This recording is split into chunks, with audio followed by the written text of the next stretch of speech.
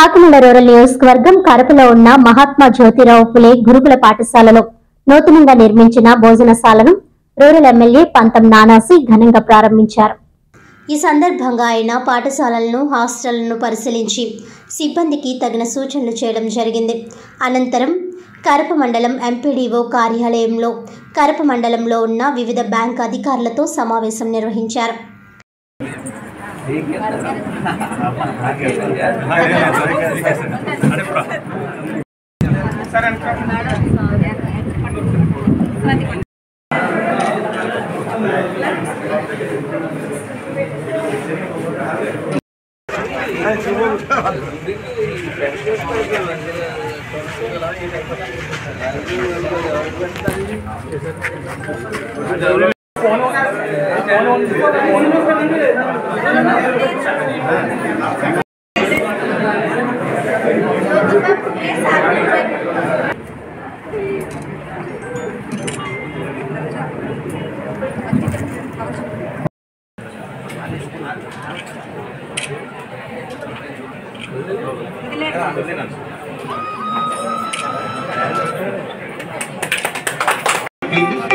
తీసుకుంటారు.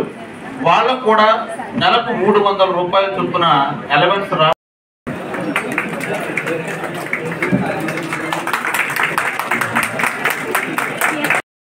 సచివాలయ సిబ్బంది మరియు మండలాధికారులతో జరగవలసినటువంటి మీటింగ్ అప్పుడు వాయిదా పడింది.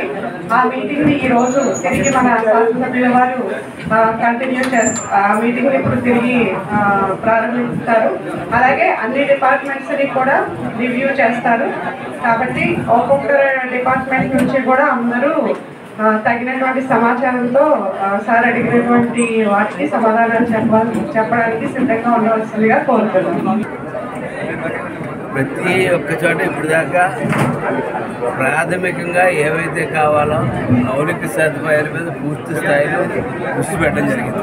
రోడ్లు కానీ, డ్రైనేజీలు కానీ, డ్రింకింగ్ వాటర్ కానీ ఇటువంటి వాటి మీద పూర్తి స్థాయిలో అలాగే అందులో ప్రాథమిక చికిత్స అన్నది పిహెచ్ఎల్ కూడా చాలా ఇంపార్టెంట్ విషయం.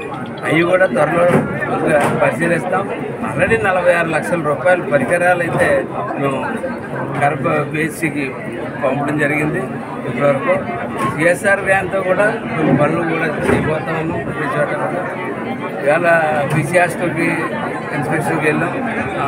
హాస్టల్లో చూస్తుంటే మనకే భయం వేసి రీతిలో అది ఉందని ఇవాళ కలెక్టర్ గారి దృష్టిలో పెట్టి ఆయనతో ఒకసారి తప్పకుండా ఆయనతో ఒక ఇన్స్పెక్షన్ చేయించి కరప మధ్యలో ఉన్నటువంటి 287 మంది స్ట్రెంత్ తోటి ఉన్నటువంటి హాస్టల్కి సరిపడా దాని మీద ఏదో విద్యార్థులు అల్లరి చేస్తున్నారన్న ఆరోపణ ఒకటి తప్ప మిగిలిన విద్యార్థులకు ఎంతవరకు సంబంధం ఉంటాయో నాకు అర్థం కావట్లేదు. ఒకసారి పేరెంట్స్ మీట్ కూడా పెట్టి 23వ తారీఖు దాన్ని సరిచేసి ఆలోచన ముందుకెళ్తాం. అట్లాగే ఈవేళ సచివాలయానికి సంబంధించిన అన్ని సిబ్బందితో కూడా ఈవేళ వారి యొక్క పనితీరు, వ్యవహారం మీద సమీక్ష చేసుకోవడం జరిగింది. అలాగే వారందరూ కూడా చురుకైన పాత్రలోనే ఉన్నారు. వారిని ఇంకొంత చురుగ్గా ఉండాలి. వారి యొక్క మద్దతు, వారి యొక్క సహాయం మాకు కావాలి. వాళ్ళ యొక్క అందుబాటులో ఉండడం, ప్రతిదీ ఒక్కదానికి వారి యొక్క సహకారం అవసరం. ఆ సహకారంతో ప్రజల దగ్గర పరిపాలన మరింత దగ్గరగా తీసుకెళ్ళొచ్చు అన్న ఆలోచన ఈవేళ ఎండి గారు, ఎంపీ గారు, నేను అందరూ కలిసి కూర్చుని మీటింగ్ పెట్టడం జరిగింది.